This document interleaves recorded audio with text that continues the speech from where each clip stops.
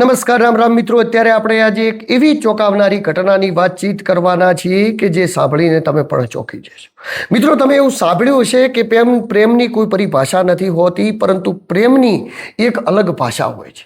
પ્રેમ એક ભાષા હોય છે. આ તમામ વસ્તુઓ તમે બુકો, કિતાબો અને અલગ અલગ જગ્યાએ પ્રવચનોમાં સાંભળીએ છે, પરંતુ આ તમામ વસ્તુને સત્ય હકીકત કરતી એક ઘટના ઘટી છે.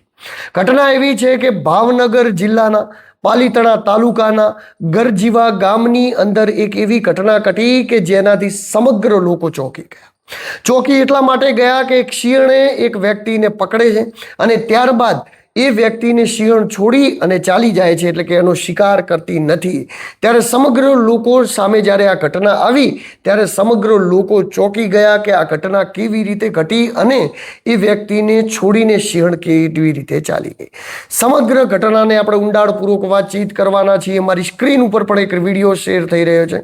આ વિડીયોની અંદર તમે જોઈ રહ્યા છો જે વ્યક્તિ છે એ ભાવનગર જિલ્લાના પાલીતાણા તાલુકાના ગરેશિયા ગામના કાળુભાઈ પરમાર છે. કાળુભાઈ પરમારના ઘરની નજીક એક શિયાળ આવે છે અને શિયાળે અચાનક કાળુભાઈ પરમાર ઉપર હુમલો કરી દે છે. હુમલો કર્યા બાદ એમના હાથને પકડી રાખે છે. ત્યારબાદ એ હાથ છોડાવ્યા બાદ શિયાળ એમને ત્યાં વોટી મારીને એ જગ્યાએ બેસી જાય છે. હવે આવા સમયે કાળુભાઈ પરમારને શું કરવું? સ્વાભાવિક રીતે આપણે હોઈએ તો ચિલ્લાઈએ, બોગેડા પાડીએ, રાડો પાડીએ કે અમને છોડાવો, અને ત્યાં એકદમ ગુસ્સો અને ગરમાગરમી વાળો વાતાવરણ થાય અને આપણે કદાચ એ શિયાળ આપણો શિકાર પણ કરી લે. પરંતુ કાળુભાઈએ સબ્રતા જાળવી, ધીરજ રાખી. દરેક ગામના લોકોએ કહેતા હોય છે કે કાળુભાઈ પરમારને પકડી લીધા છે, કોઈ બચાવવા આગળ પણ નથી આવતું. એ જગ્યાએ કાળુભાઈ પરમાર એ માલધારીનો દીકરો છે, એને સંયમ જાળવીને ધીરે ધીરે એને એવું લાગ્યું એમ એને સિંહણના માથા ઉપર પોતાનો હાથ ફેરવાનો ચાલુ કર્યો. અને મિત્રો, ત્યાં જ ચમત્કાર થવાનું ચાલુ થયું. ચમત્કાર એવો થયો કે આપ જોઈ પણ રહ્યા છો વિડીયોના માધ્યમથી કે જે રીતે કાળુભાઈ પરમાર એ સિંહણ ઉપર હાથ ફેરે જતા હતા ત્યાં ધીરે સિંહણનો ગુસ્સો શાંત થતો ગયો.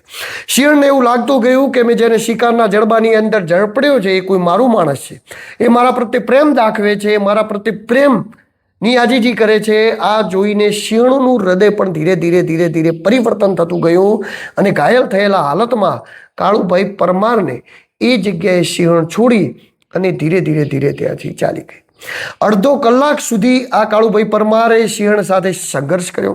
સંઘર્ષ દરમિયાન ન એવો ગભરાયા, ન પણ કંઈ કર્યું, અને તેમ છતાં પણ પ્રેમપૂર્વક સિંહણને હાથ ફેરવી અને એ જગ્યાએથી રવાના કરી દીધી. જો એની જગ્યાએ બીજું કોઈક હોત, જો ગુસ્સો કર્યો હોત, જો સામનો કર્યો હોત, સિંહણની સામે લડવા ગયા હોત, યા પછી રાડો પાડી હોત કે બચાવ એ પ્રકારનું કર્યું હોત, તો સિંહણે ગભરાઈ જોત અથવા તો એના પર હુમલો કર્યો તો પણ એ હુમલાની સામે હુમલો કરી અને લગભગ કાળુભાઈ પરમારનું મોત નિશ્ચિત હતું. પરંતુ મોતના મુખમાંથી કેવી રીતે બચી શકાય એ વાતનું ઉત્તમ ઉદાહરણ જો કોઈએ પૂરું પાડ્યું હોય તો કાળુભાઈ પરમારે પાડ્યું છે. અને કેવી રીતે આ ઉદાહરણ કાળુભાઈ પરમાર પૂરું પાડી શક્યા? પ્રેમના માધ્યમ. પ્રેમ, મિત્રો, ઘણી બધી જગ્યાએ તમે સાંભળ્યું છે કે પ્રેમની કોઈ પરિભાષા નથી હોતી, પણ પ્રેમની એક અલગ જ ભાષા હોય છે, જે પશુઓ પણ સમજતા હોય છે, જે પ્રાણીઓ પણ સમજતા હોય છે. અને આવી જ ભાષાનો ઉપયોગ કરીને ક્યાંક ને ક્યાંક કાળુભાઈ પરમારે પોતાનો જીવ બચાવી લીધો અને અડધો કલાકના સંઘર્ષ બાદ એવો સિંહણના પંજામાંથી મુક્ત થઈ ગયા. અત્યારે એમને થોડી ઘણી જે ઈજાઓ થઈ છે ત્યારબાદ એવો સ્વસ્થ પણ થઈ જશે. પરંતુ સમગ્ર ગુજરાતની અંદર આ વસ્તુની ચર્ચા જાગી છે કે પ્રેમપૂર્વક, બુદ્ધિપૂર્વક, ધીરજપૂર્વક અને સાહસતાપૂર્વક કાળુભાઈ પરમારે પોતાનો જીવ એ સિંહણની અંદરથી બચાવી લીધો. આજે વિડીયો તમે જોઈ રહ્યો છે ભાવનગર જિલ્લાના પાલીતાણા તાલુકાના ગરજીવા ગામનો વિડીયો છે અને જે સમગ્ર જગ્યાએ સોશિયલ મીડિયા ઉપર વાયરલ થઈ રહ્યો છે. નમસ્કાર.